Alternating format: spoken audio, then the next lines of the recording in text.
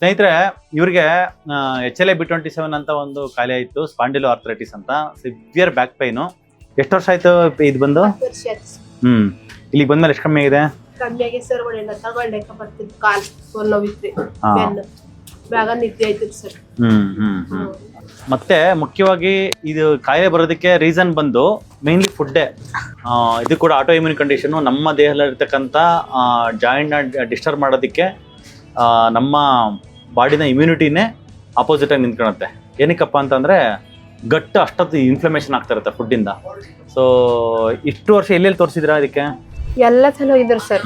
ನಾವು ಬೊಂಬೈ ಹೋಗಿದ್ದಾರೆ ಸರ್, ಬಾಂಬೆ ಹೋಗಿದ್ದಾರೆ ಸರ್, ಮತ್ತು ಬೆಂಗಳೂರು ಬಂದಿದ್ದಾರೆ ಸರ್. ಅದು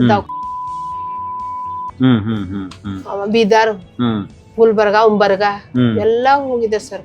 ಸಾಕಾಕುಂತೆ ವಿಡಿಯೋ ನೋಡಿ ಬಂದಿದ್ದಾರೆ ಸರ್. ಮೊಬೈಲ್ ಅಲ್ಲಿ ನೋಡಿದ್ ನೀವೇ ನೋಡಿದ್ದಾ? ಹಾಕಿ ನೋಡ್ಯಾರ. ಓಕೆ.